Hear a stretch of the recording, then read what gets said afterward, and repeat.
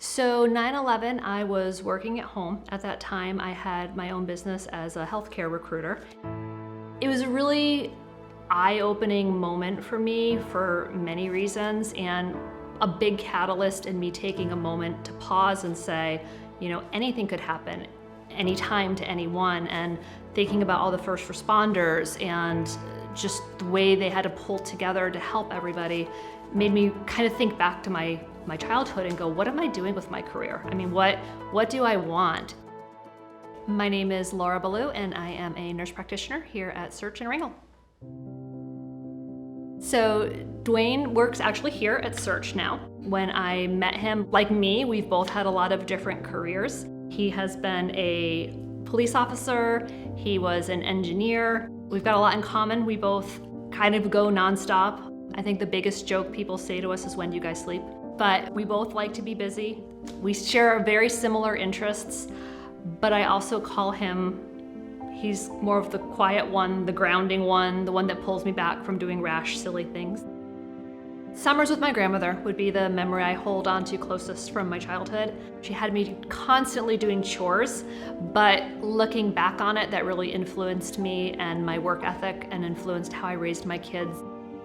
I was born in Connecticut, then we lived in Tennessee for a few years, and we had the options of staying where we were or moving somewhere else. And randomly, something popped up for a job in Alaska. So we started off on the Aleutian Chains and moved on to Fairbanks. Our daughter, who is married to someone from Wrangell, she invited us to come to Wrangell, and we both fell in love. When we lived in Indiana, we had a small farm there. We had a couple hundred fruit trees, 15 acres.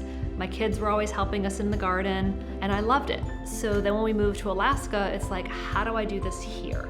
So at our house here, the first thing we bought was a dome greenhouse. So we've got a dome greenhouse and some outside raised beds. That went great. But what a lot of people don't recognize, another challenge is in Southeast, our produce comes on a barge from somewhere down south.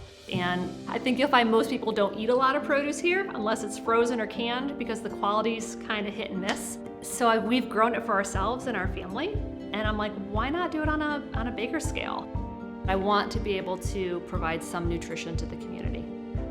We have the opportunity to provide flowers to our community for special events, weddings, funerals. I tell people produce may sustain you physically, but I don't get that reaction of, here's your lettuce from someone versus here's the bouquet you ordered. There's this emotional connection people have to flowers, which is really special to me. It reminds me a lot of healthcare and that emotional connection with people. And we are very fortunate. The clinic likes to have flowers on a weekly basis. For me, some of the best things about a small community and the things I find different, people tend to look at communities and think population size. Well, I lived in a small town in New Hampshire where everybody was clustered together, and I also lived in a small town in Indiana in my adult life. In neither of those towns did I have a close relationship with anybody. Whereas in Southeast Alaska, just the fact that you come here, you're immediately part of this group of people who are choosing to be in a smaller town, slower way of life. But I love the small community feel. You need that support to flourish as an individual. If you come into Southeast Alaska recognizing the opportunities that are here and the wonderful balance you can achieve between work and play, it is an amazing opportunity, great place to raise your kids too.